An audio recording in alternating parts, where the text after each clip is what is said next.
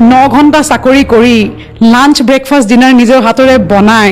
ৰাতি 1:30-2টালৈকে নিজৰ জীয়েকক টিউশ্যন দিছে সেই মাকে যেতিয়া দেখিছে যে আজি গোটেই অসমখনে সেই জীয়ৰীজনীক আপোনাই লৈছে তুমি ভাবিব পাৰিছা সেই মাকজনীৰ ফিলিং তুমি যদি তোমাৰ ছেক্সুৱেল ড্ৰাইভটোক বেছি ইম্পৰ্টেঞ্চ দি পেলাই তুমি ঘৰৰ লক্ষীজনীক সন্মান কৰিব নোৱাৰা তেতিয়াহ'লে এনেকুৱা মতা মানুহক ধিক্কাৰ আমি মডাৰ্ণ হৈছোঁ মডাৰ্ণ হোৱা মিনিং এইটো নহয় যে 10টা-20টা ডিভোৰ্চ কৰি পেলাই 10খন বিয়া পাতিম এই ল'ৰাটো যদি মোক মাৰি আছিলে 17 বছৰটো এটা বহুত কোমল বয়স তুমি বুজি নোপোৱা অলৰেডি মই 4 ঘণ্টা শুবলৈ পাওঁ চাকৰি কৰি আছোঁ ঘৰলৈ পইচা পঠাই আছোঁ নিজৰ খিয়াল ৰাখি আছোঁ কলেজ কৰি আছোঁ তাৰ মাজত যদি ল'ৰাটোৱে তোমাক মাৰি থাকে তুমি বা মোৰ ভালৰ কাৰণে একদম কিয় নিবিচাৰিম আহিছোঁ এইবিলাক কথা পাতিবলৈ মই যদি এইবিলাক কথা ঘৰত সোমোৱাই থাকোঁ মই আজি যে যি পিন্ধি আহিছোঁ মই ডিচাইড কৰিছোঁ মোৰ হাজবেণ্ডে ডিচাইড কৰা নাই তেখেতে কেলে কৰিব যেতিয়ালৈকে গৌতমক বিয়া পাতা নাছিলোঁ কোনোৱে মোক পাত্তাই দিয়া নাছিলে যাহাই গৌতমক বিয়া পাতি ল'লোঁ কোটিপতি মানুহক বিয়া পাতি ল'লে হীৰা দেখিলে চবেই মোৰ লগত একদম তাইৰ ঘৰলৈ যাম দেই তাইৰ লগত আমি মোৰ কাৰণে মডাৰ্ণ কাপোৰ নহয় মোৰ কাৰণে মডাৰ্ণ হৈছে তুমি ভিতৰটোৱে কি ভাবে চাগে বহুত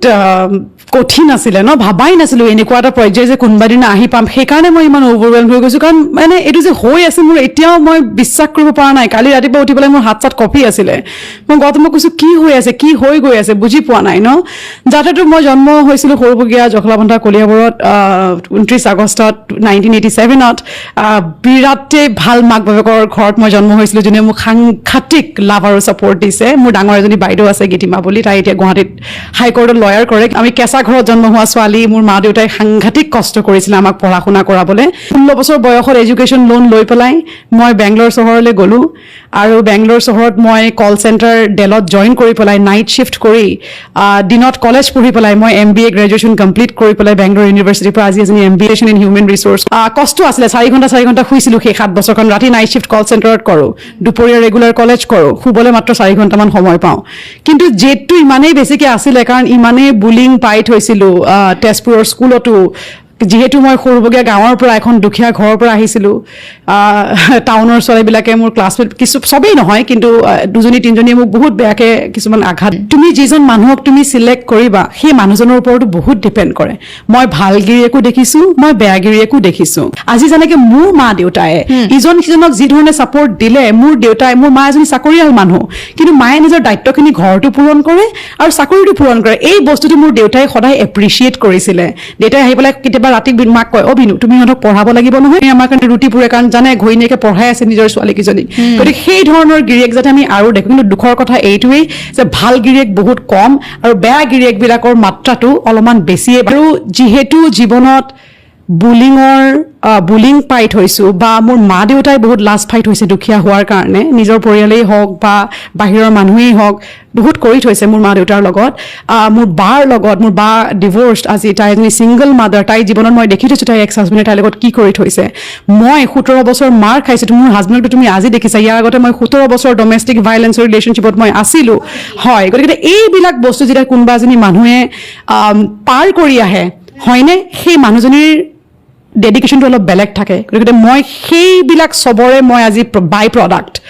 সেইকাৰণে তুমি মোৰ এনাৰ্জি দেখিছা কাৰণ মই বিচাৰিছোঁ যে মই জানো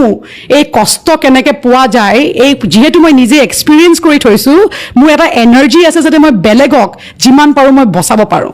সেই এনাৰ্জিটো মই তাৰ পৰা পাওঁ যেতিয়ালৈকে গৌতমক বিয়া পাতা নাছিলোঁ কোনোৱে মোক পাত্তাই দিয়া নাছিলে যাহাই গৌতমক বিয়া পাতি ল'লোঁ কোটিপতি মানুহক বিয়া পাতি ল'লে হীৰা দেখিলে চবেই মোৰ লগত একদম তাইৰ ঘৰলৈ যাম দেই তাইৰ লগত আমি মানুহ কেনেকুৱা তুমিতো জানাই গতিকে যোৱা 4 বছৰ জীৱনটো অত্যন্তই ধুনীয়া কাৰণ যেতিয়া পইচাৰ এটা ডাঙৰ ষ্ট্ৰেছ তোমাৰ মূৰৰ পৰা গুচি যায় অলপমান তুমি বেলেগ বস্তুত ফ'কাছ কৰিব পৰা যেনেকৈ মই এতিয়া ফ'কাছ কৰিব পাৰিছোঁ কিন্তু 17 বছৰ বয়সত যেতিয়া মই বেংগলোৰলৈ গৈছিলোঁ মোৰ প্ৰথম যিটো ৰিলেশ্যনশ্বিপ আছিলে সেই ৰিলেশ্যনশ্বিপটো মই বিৰাট বেয়াকৈ মাৰপিট খাই থৈছোঁ আনকি হস্পিটেল মই কমচে কম 12-13 বাৰ মই হস্পিটেললৈ গৈ থৈছোঁ ল'ৰাজনে ঘৰত এচিড ৰাখিছিলে মোক থ্ৰেটেন কৰিবৰ কাৰণে যে মই যদি তাক এৰি দিওঁ সি মোৰ মুখত এচিড ঢালি পেলাই মোৰ মুখখন বেয়া কৰি পেলাব সেই ভয়ত আৰু মই মা দেউতাক এইখিনি কথা কেতিয়াও ক'ব পৰা নাছিলোঁ মোৰ এইটো ভয়তে যে মায়ে দেউতাইতো মোক ঘৰলৈ ঘূৰাই লৈ গুচি আহিব ঘৰলৈ ঘূৰাই লৈ গ'লে মোৰ সপোনবিলাকতো ভাঙি থাকিব ন ভণ্টি মোৰ ইমান ডাঙৰ সপোন লৈ পেলাই মই গৈছিলোঁ যে মই গাড়ী কিনিম ঘৰলৈ যাতে মোৰ দেউতাৰ স্কুটাৰখনৰ মজাক কোনো নুৰাব মই ঘৰখন পকা কৰিম কেঁচাৰ পৰা মই ঘৰত টাইলছ লগাম এই সপোনবিলাকতো মোৰ বৰ ডাঙৰ আছিলে ন জানানে 4 বছৰ মই গমেই নাপালোঁ মোৰ লগত যে কিবা ভুল হৈ আছিলে মই যেতিয়া চাইক'লজিষ্টৰ সহায় লৈ পেলাই থেৰাপি আৰম্ভ কৰিলোঁ তেতিয়া এই কথাটো মোক ভাঙি দিয়া গৈছিলে যে তুমি এইকাৰণে মোক খোলা নাছিলা কাৰণ আমাৰ মা দেউতাই যে সৰুতে আমাক নামাৰে জানো গতিকে আমি কি ভাবোঁ যে তেখেতে মাৰে যে আমাৰ ভালৰ কাৰণে মাৰিছে এই ল'ৰাটো যেতিয়া মোক মাৰি আছিলে 17 বছৰটো এটা বহুত কোমল বয়স তুমি বুজি নোপোৱা অলৰেডি মই 4 ঘণ্টা শুবলৈ পাওঁ চাকৰি কৰি আছো ঘৰলৈ পইচা পঠাই আছো নিজৰ খিয়াল ৰাখি আছো কলেজ কৰি আছো তাৰ মাজত যদি ল'ৰাটোৱে তোমাক মাৰি থাকে তুমি বা মোৰ ভালৰ কাৰণে ল'ৰাজনে যেতিয়া প্ৰথম মোক তেখেতৰ লাইফলৈ আহিছিলোঁ তেখেত অলৰেডি 10 বছৰ বেংগলত আছিলে অসমৰ ল'ৰা আজি বৰ্তমান গুৱাহাটীত আছে কিজানি তোমাৰ এই শ্ব' আজি বৰ্তমান চাই থাকিব তেখেতে কৰে সি শুনক যে এইখিনি কথা মই বিচাৰিছো তেখেতে কি হৈছিলে মই ছোৱালীজনী খুব চোকা আছিলো আৰু তুমি মোৰ এটা পাৰ্চনেলি দেখিবা চাগে মই এটা মোৰ কিবা এটা আছে ভগৱানে মোক কিবা এটা দিছে বুজিছানে এটা ডিভাইন এনাৰ্জি মোৰ হাতত আছে মই লাহে লাহে ল'ৰাজনক জবটো ওপৰলৈ যোৱা আৰম্ভ কৰিলো সেই বস্তুটো সি সহ্য কৰিব নোৱাৰিলে মই এটেনশ্যন বহুত পোৱা হলো বেলেগৰ পৰা ল'ৰা মানুহটো চাবই ছোৱালীলে কিন্তু মই এজনী বহুত লয়েল ছোৱালী আজি মোৰ হাজবেণ্ডে তোমাক এইটো কথা ক'ব মোৰ কেৰেক্টাৰ মোৰ মাৰ পৰা আহিছে মই বিৰাটেই লয়েল ছোৱালী গতিকে সি মানে সেই বস্তুটো সহ্য কৰিব পৰা নাছিলে আৰু মোৰ লাগিছে ল'ৰাটোৰ মেণ্টেলি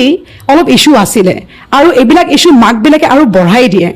মোৰ মনত আছে সি যেতিয়া মোক মাৰিছে মাকে কয় আৰু মাৰ এইকেইজনীক আৰু মাৰ ফিগাৰ দেখিছ তাই এনেকুৱা ফিগাৰ বনাই ঘূৰি ফুৰে সিহঁতৰ মতে তোমাৰ যদি বডিটো ভাল হয় তুমি এজনী বেয়া ছোৱালী সেইটো কি কথা সেইটোৱে মেণ্টকক লাগে চাইকিয়াট্ৰিষ্ট এইবিলাক মানুহক যাব লাগিব চাইকিয়াট্ৰিষ্ট ৱৰ্ড ওলাই যাতে সিহঁতে বুজি পাওক যে আৰু অলছো তাৰ এটা সুপিৰিয়ৰিটি কমপ্লেক্স আছিলে যে মই তাইতকে ওপৰত থাকিব লাগিব সদায় তাই মোতকে ওপৰত কেনেকে উঠি যাব পাৰিব সেই চেম ল'ৰাটো মই এখন কোম্পানীতে জইন কৰিলো তাৰ লগত সি 13 বছৰ কাম কৰি এজেণ্ট হৈ থাকিলে মই 2 বছৰ কাম কৰি মেনেজাৰ বনিব নহ'লে গতিকে মোক অফিচত আহি মাৰেহি কিন্তু মোক কোনে সহায় কৰিলে মই তোমাক কওঁ ডেল কোম্পানী য'ত মই চাকৰি কৰিলো 17 বছৰ তাৰ যিজন হিউমেন ৰিচোৰ্চ মেনেজাৰ HR মোৰ এতিয়াও মনত আছে তেখেতৰ নাম আছিলে কায়ো শ্ৰফ তেখেতে মোৰ যেতিয়া মুখত আৰু হাতত সদায় দাগ দেখে মোক বহুত বেয়াকে মাৰেতো সি হেলমেটেৰে মাৰি পেলাই এই গোটেই জেগা ক'লা নীলা হৈ বহুত বেয়াকে মই মাৰ খাই থৈছিলো গতিকে তেখেতে দেখি পেলাই মানে তেখেতে এদিন দেখিলে দুদিন দেখিলে কিমান চাব 4 বছৰ দেখি মোক ৰুমলৈ মাতি পেলাই ক'লে ৰিণিমা তোমাৰ এইটো বহুত ছেফ জেগা তোমাৰ এই কথা মই কাকো নকওঁ তুমি কিন্তু আজি খুলি পেলাই কোৱা তোমাৰ লগত কি হৈ আছে তেতিয়া যেতিয়া মই তেখেতক ক'লো তেখেতে মোক উইমেন ৰাইটছৰ বস্তুটোৰ লগত ইন্ট্ৰডাকশ্যন কৰাই দিলে বিমোচনা বুলি এখন ডাঙৰ উইমেন ৰাইটছ NGO আছে মই তালৈ গৈ পেলাই পুলিচ ষ্টেচনত কমপ্লেইন দি পেলাই তাৰপিছত সেই ল'ৰাজনক বেংগলোৰৰ পৰা পঠাই দিয়া হৈছিলে গতিকে মোক সময় লাগিলে এইটো ফাইট কৰিবৰ কাৰণে কিন্তু মই কৰিলো সেইকাৰণে এই ষ্টৰী মই আজি আহি পেলাই অপেনলি কৈছো যাতে কোনো ছোৱালী তেনেকে 7 বছৰ বা 16 বছৰ যদি মাৰ খাই নাথাকিবা প্ৰথমবাৰে যদি কোনোবাই তোমাৰ ওপৰত হাত উঠায় সেই প্ৰথমবাৰে যদি তুমি উইমেন ৰাইটছত যোৱা বা তোমাৰ ৰাইটছ আছে পুলিচ ষ্টেচন যোৱা সহায় কৰিবলৈ মানুহ বহুত থাকিব আৰু মেনিপুলেট নহবা এই ল'ৰাটোৱে মোক বহুত মেনিপুলেট কৰিলে সি মোক মাৰি পেলাই হাত কাটি দিব নিজৰ তই গ'লে মই মৰি থাকিম সি মোক মাৰি পেলাই মোৰ ফটোখন লৈ পেলাই গৈ পেলাই কান্দি থাকিব তোক মই খুব ভাল পাওঁ মানে সেই মেনিপুলেশ্যন সেইবিলাক মেনিপুলেশ্যন খুব সেইকাৰণে চাইকলজি জনাটো খুব জৰুৰী মেণ্টেল হেল্থ যে মানুহে আজিকালি কয় মেণ্টেল হেল্থটো ফিজিকেল হেল্থতকৈ বেছি সেইকাৰণে মই যে কওঁ মেণ্টেল হেল্থটো মানুহে যদি কোনোবা এটা ল'ৰাই মাৰপিট কৰে তাৰ মেণ্টেল প্ৰব্লেম আছে সি তাক পঠাব লাগে তুমি এটা চাইকিয়াট্ৰিষ্টৰ ওচৰত যে তাক ঠিক কাৰণ তুমি তাক ঠিক কৰিব নোৱাৰা আৰু সেই দায়িত্ব নিজৰ ওপৰত নল'বাও যে কাৰণ মই সেই পাগলজনী আছিলো মই এই ল'ৰাটোক ঠিক কৰিম দেই মোৰ মৰমৰে মই এই ল'ৰাটোক ঠিক কৰি দিম 1 নম্বৰ এজনী বুৰ্বক এইবিলাক মানুহ মৰমৰে বা ভাল পোৱাৰে ঠিক নহয় এইবিলাক মানুহক ঠিক কৰিবলৈ প্ৰফেচনেল মানুহ লাগিব বুজিছা কাৰণ সেই ট্ৰমাটো যে মই পাই থৈছো সেই ট্ৰমায়ে কিন্তু আজি মোক এই এনাৰ্জিটিও দিয়ে যে ৰিণিমা তই হাৰ মানিব নোৱাৰিবি কাৰণ তই বহুত পাই থৈছ এতিয়া তই বেলেগক হেল্প কৰিব কাম কেনেকে কৰিলো মা দেউতাৰ মানে লাভটো ইমানেই বেছি আছিলে সেইকাৰণে মই ভাবোঁ যোন ছোৱালী এনেকুৱা এখন ছাপৰ্টিভ ফেমিলিৰ পৰা আহিব সেই ছোৱালীক সদায় আগেই বাঢ়ি যাব কাৰণ মোৰ ছ'চাইটিয়ে বদনাম কৰিলে মানুহে কথা পাতিলে কিবা কিবি কিমান কি হ'ল কিন্তু মা দেউতাই একদম থিয় হৈ থাকিলে জানা লগত এইটো ক'লে যে তুমি বিৰাটেই ভাল ছোৱালী আমি জানো তোমাৰ অন্তৰ কিমান চাফা আমি তোমাৰ লগত আছো মোনা তুমি আগবাঢ়ি যোৱা বা মামন তুমি আগবাঢ়ি যোৱা আমি সেই যে মা দেউতাৰ ফালৰ পৰা মোৰ কাজিনছ মোৰ জেঠাই মোৰ মাহী সাংঘাতিক ছাপৰ্টিভ মানুহ সাংঘাতিক আমি আহিব পাৰোঁ কলিয়াবৰ গাঁৱৰ পৰা কিন্তু আমাৰ মেণ্টেলিটিটো ইমানেই বহল মোৰ গোটেই মাৰ শইকীয়া পৰিয়াল আৰু মোৰ দেউতাৰ বৰা পৰিয়ালৰ মেণ্টেলিটিটো ইমানেই বহল আছিলে যে মোক সিহঁতে তল পৰিবলৈ নিদিয়ে যেতিয়াই তল পৰি সিহঁতে মোক ওপৰলৈ উঠাই লৈ গুচি আহে সেই বস্তুটোৰ কাৰণে মই জিকাৰ লগে লগে সেই ঘৰলৈ ঘূৰি গৈছিলোঁ কাৰণ ইমান ডাঙৰ যে মই এইটো পাইছোঁ অকল এই মানুহখিনিৰ কাৰণেই মই এই বস্তুটো পাইছোঁ